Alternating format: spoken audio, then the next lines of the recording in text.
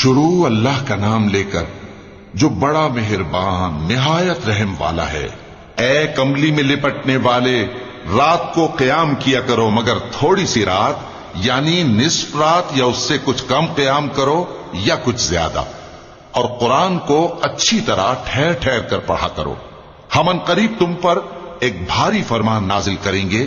کچھ شک نہیں کہ رات کا اٹھنا نفس کو سخت پامال کرتا ہے، اور اس وقت ذکر بھی خوب درست ہوتا ہے۔ دن کے وقت تو تمہیں اور بہت سے شغل ہوتے ہیں، تو اپنے پروردگار کے نام کا ذکر کرو اور ہر طرف سے بے تعلق ہو کر اسی کی طرف متوجہ ہو جاؤ۔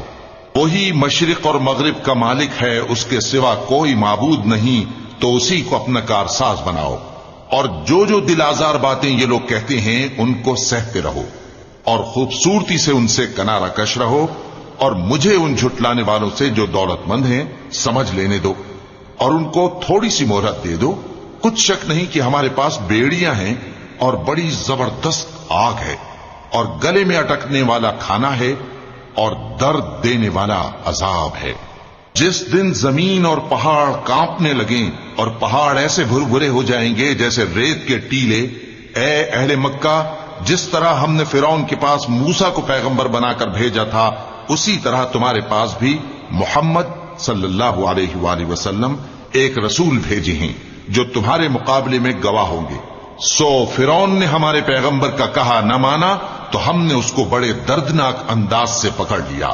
اگر تم بھی ان پیغمبر کو نہ مانو گے تو اس دن سے کس طرح بچو گے جو بچوں کو بوڑھا کر دے گا، جس سے آسمان پھٹ جائے گا۔ یہ اس کا وعدہ پورا ہو کر رہے گا۔ یہ قرآن تو نصیحت ہے، سو جو چاہے اپنے پروردگار تک پہنچنے کا راستہ اختیار کر لے۔ تمہارا پروردگار خوب جانتا ہے کہ تم اور تمہارے ساتھ کے لوگ کبھی 2/3 رات کے قریب اور کبھی آدھی رات اور کبھی تہائی رات قیام کیا کرتے ہو، اور اللہ رات اور دن کا اندازہ رکھتا ہے۔ اس نے معلوم کیا کہ تم اس کو نبھا نہ سکو گے، تو اس نے تم پر مہربانی کی، پس جتنا آسانی سے ہو سکے اتنا قرآن پڑھ لیا کرو۔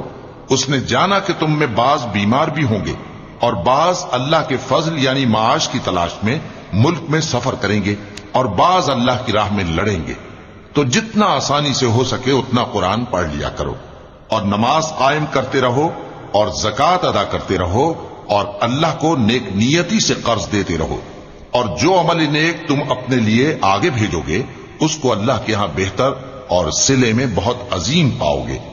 اور اللہ سے بخشش مانگتے رہو، بے شک اللہ بخشنے والا ہے، مہربان ہے۔